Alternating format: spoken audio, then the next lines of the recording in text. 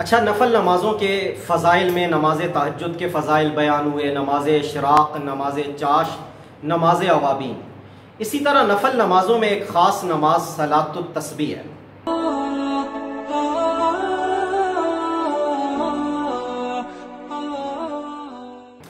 صلاۃ التسبیح کی نماز کا کوئی خاص وقت مقرر نہیں ہے۔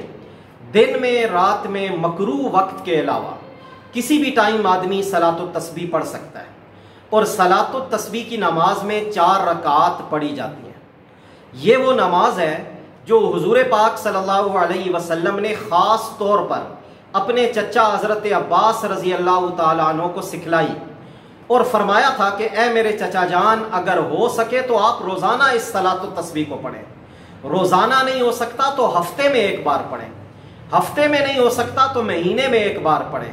اگر مہینے میں بھی ایک بار نہیں پڑھ سکتے تو سال میں ایک بار پڑھ لیا کرے، اور اگر سال میں بھی پڑھنے کی توفیق نہ ملے تو کوشش کریں کہ کم از کم زندگی میں ایک بار تو اس نماز کو ضرور پڑھیں۔ اب دیکھیں اللہ کے نبی کتنے اہتمام سے اس نماز کو ادا کرنے کی ترغیب دے رہے ہیں، اور پھر آقا علیہ السلام نے فرمایا کہ اے میرے چچا، جب آپ یہ نماز پڑھیں گے تو اللہ تعالیٰ آپ کے اگلے پچھلے چھوٹے بڑے پوشیدہ ظاہر جان کر کیے ہوئے چھپ کر کیے ہوئے تمام گناہوں کو معاف کر دیں گے۔ تو دیکھیں حضور علیہ السلام نے کس اہتمام سے اس نماز کی ترغیب دی، اور پھر اس کے کیا فضائل بیان کیے، یعنی ہر طرح کے گناہ اس پہ معاف ہو جائیں گے۔ تو ہم سب ضرور اس نماز کو پڑھنے کا معمول بنائیں۔ اب صلاۃ و تسبیح کی نماز پڑھنی کیسے ہے؟ تو سب سے پہلے نیت ہے، اور میں عرض کروں کہ نیت زبان سے کرنا ضروری نہیں ہے، کیونکہ النیت هو ارادۃ القلب، یہ دل کے ارادے کا نام ہے۔ تو نماز تسبیح، صلاۃ و تسبیح کی نیت یہ ہے کہ میں اللہ کے لیے 4 رکعت صلاۃ و تسبیح پڑھ رہا ہوں۔ اب اس نماز کا طریقہ یہ ہے کہ اس نماز میں سبحان اللہ والحمد للہ ولا الہ الا اللہ واللہ اکبر کی تسبیح کو ہر رکعت میں 75 بار پورا کرنا ہوتا ہے۔ حدیث میں اس نماز کو پڑھنے کے 2 طریقے بیان کیے گئے ہیں، ان میں سے ایک آسان سا طریقہ میں عرض کر دیتا ہوں، اللہ پھر مجھے بھی توفیق دے، آپ کو بھی توفیق دے۔ طریقہ یہ ہے کہ جب بندہ اللہ اکبر کہہ کے نماز میں داخل ہوگا تو ثنا یعنی سبحانک اللہم پڑھنے کے بعد سورہ فاتحہ شروع کرنے سے پہلے 15 بار اس تسبیح کو پڑھ لے، پھر سورہ فاتحہ اور سورت کے بعد اس تسبیح کو 10 بار پڑھ لے،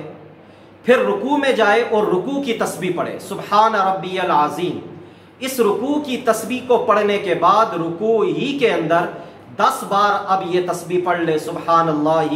والحمد للہ ولا الہ الا اللہ واللہ اکبر،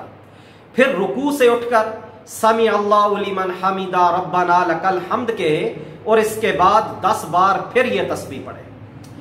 اب پھر آدمی پہلے سجدے میں جائے تو پہلے سجدے میں سبحان ربی الاعلیٰ کی تسبیح پڑھنے کے بعد 10 بار یہ کلمات پھر پڑھ لے،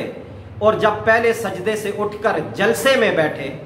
تو پھر بھی 10 بار یہ کلمات پڑھ لے، اور پھر دوسرے سجدے میں سبحان ربی الاعلیٰ کی تسبیح پڑھنے کے بعد 10 بار دوبارہ ان کلمات کو پڑھ لے۔ اس طرح 75 بار ایک رکعت میں پوری ہو جائے گی یہ تسبیح۔ تو یوں ہی 4 رکعت میں بھی پڑھ لے اور پورا کر لے، یعنی جب یہ دوسری رکعت کے لیے کھڑا ہوگا تو دوسری رکعت میں سورہ فاتحہ شروع کرنے سے پہلے 15 بار پھر اس کو پڑھ لے، اور آگے وہی ترتیب ہے جو میں نے پہلی رکعت کی بتائی ہے۔ اللہ ہمیں سیکھنے کی، سمجھنے کی، عمل کرنے کی توفیق نصیب فرمائے۔